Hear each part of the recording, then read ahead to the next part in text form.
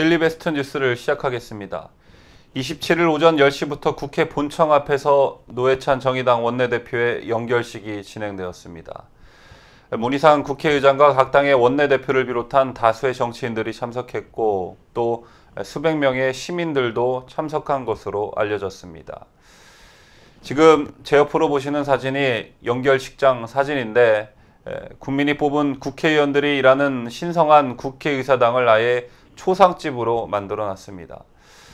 자, 언제부턴가 죽음, 특히 수치스러운 자살을 감성 드라마로 승화시키는 희한한 능력을 갖고 있는 대한민국은 또 한 번의 슬픔을 강요하고 있는 듯합니다. 제가 가장 우려스러운 것은 이것을 보고 자라나는 청소년들이나 젊은이들이 자살을 영웅시하는 사회적 풍토에 혹시 잘못된 영향을 받지 않을까 하는 점입니다.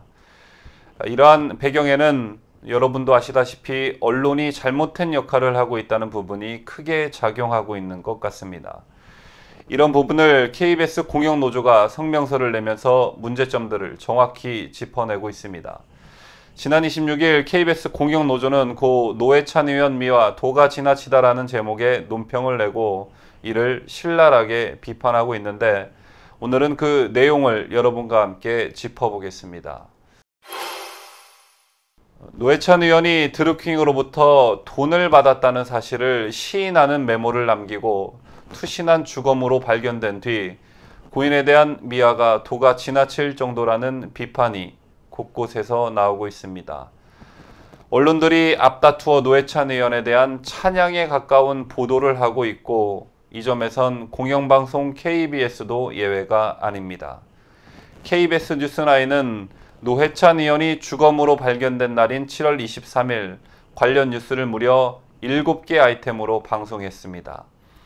스포츠 뉴스를 제외한 KBS 뉴스9의 아이템이 모두 20여 개인 것을 감안하면 예외적으로 많은 것입니다. 국회의원의 죽음, 그것도 범죄 혐의를 받은 사람에 대한 보도로는 아주 이례적입니다. 이날 보도 내용도 투신 사망 소식에 이어 진보의 기둥상실, 비보의 정의당 충격 침묵, 노회찬 빈소 각계 조문 행렬, 27일 국회 연결식, 진보 정치에 큰별 졌다, 여야 비통, 청와대 대통령 일정 취소 애도, 노회찬 노동계 출신 촌철살인 진보 정치 간판 등과 같은 제목의 뉴스를 내보냈습니다. 자, 그 다음 날인 24일 역시 수행비서에 수고 많았다, 노회찬 의원의 마지막 행적, 심상정 영원한 동지 잃었다, 여야 시민들 조문 행렬 등 2개 아이템을 보도했고 25일에도 힘이 못돼 미안했습니다. 고 노회찬 의원 추모 행렬, 노회찬 의원 얼거맨 정치자금법, 제도 개선 필요 등을 방송했습니다. 제목만 보면 마치 나라를 위해 큰일을 하다가 순국한 사람이라도 한 것처럼 뉴스의 양도 많고 보도의 내용도 찬양 일색이라는 비난을 받고 있는 것입니다. 아무리 고인이라고 해도 지나친 부분이 있고 심지어 노회찬 의원의 자살이 정치자금법의 문제와 연관이 있다는 논조의 보도까지 나오는 것을 보면 실소를 금치 못하게 합니다. 자, 이와는 대조적으로 비슷한 시기에 국방의 의무를 수행하다가 헬기 사고로 5명이 숨진 해병대 군인들의 장례식에 대해선 단 1개의 아이템만을 보도하고 끝냈습니다. 그것도 뉴스 후미의 말입니다.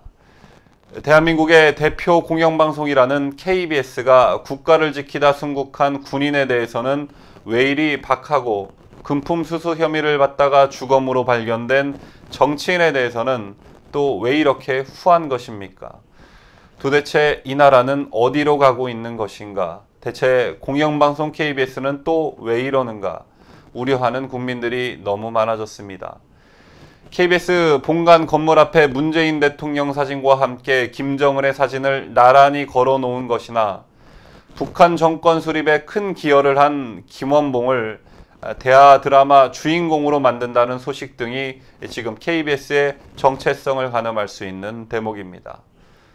국민들은 이제 KBS에 대해 우려를 넘어 분노를 터뜨리고 있다는 사실을 명심하기 바랍니다.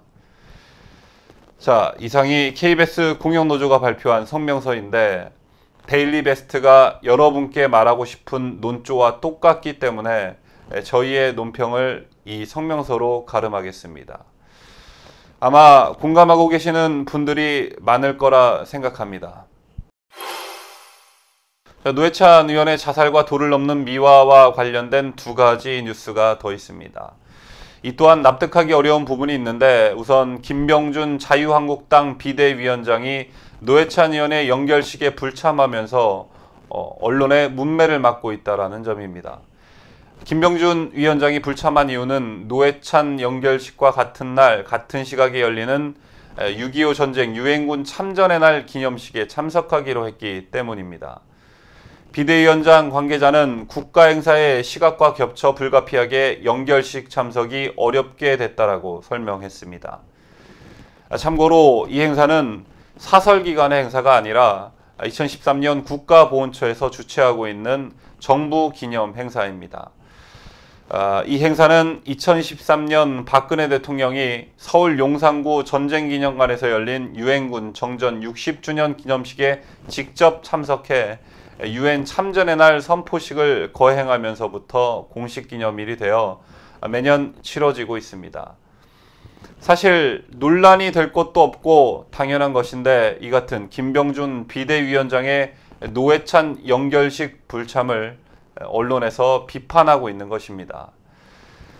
불법 정치자금과 연루되어 자살한 정치인의 연결식과 우리나라를 돕기 위해 파견된 유엔군에 대한 기념식, 어떤 행사가 더 뜻깊고 중요한 행사인 것인지 기본 개념 자체가 실종된 대한민국에 살고 있음에 수치스러움마저 느끼게 됩니다. 또 한 가지 뉴스는 곽상도 자유한국당 의원이 자신의 SNS에 올린 글입니다. 곽 의원은 24일 자신의 페이스북에 정의당 노회찬 원내대표의 충격적인 소식에 안타까움을 금할 수 없고 고인의 명복을 빈다고 올렸습니다.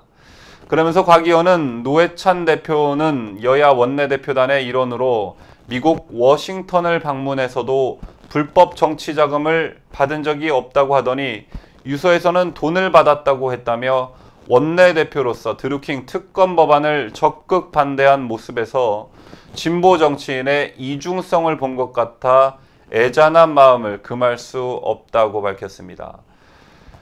또한 고 노무현 대통령도 2003년 불법 대선 자금 수사 때 불법 자금과 이중성으로 국민의 지탄을 받은 바 있다면서 이회창 후보 불법 자금의 10%가 넘으면 사퇴하겠다고 약속했는데 10%를 넘었음에도 사퇴하지 않았다고 적었습니다. 곽 의원은 또 진보 정치의 이중적 행태는 결국 자신의 목표를 위해서 수단은 상관없다는 목표지상주의의 전형적 모습이라면서 좌파 진영은 말만 앞세우고 행동이 뒤따르지 않은 언행불일치 등의 이중적 모습을 국민들이 똑똑히 지켜보고 있다는 것을 명심해야 할 것이라고 글을 마쳤습니다. 자, 이 같은 곽 의원의 글은 매우 정확한 팩트를 근간으로 하고 있습니다. 자, 그런데도 언론은 이를 맹렬히 비판하고 있습니다. 도대체 왜 정치인의 떳떳하지 못한 자살에 대해 자신의 생각을 자유롭게 표출하지 못하는 사회적 분위기가 조성되고 있는 것인지 정말 모르겠습니다. 자, 언제부턴가 대한민국은 슬픔을 강요하는 미개한 사회가 되고 말았습니다. 슬픔에 대한 감정은 국민 개개인이 느끼는 자유로운 감정입니다. 누가 죽었다고 해서 슬픔마저 강요받아야 한다면 이 나라는 이미 자유민주주의 국가가 아닌 것입니다. 본인들의 자유를 빼앗은 김일성, 김정일의 죽음 앞에 오열과 통곡을 강요받는 북한 주민이랑 뭐가 틀린지 생각해 보게 하는 하루였습니다.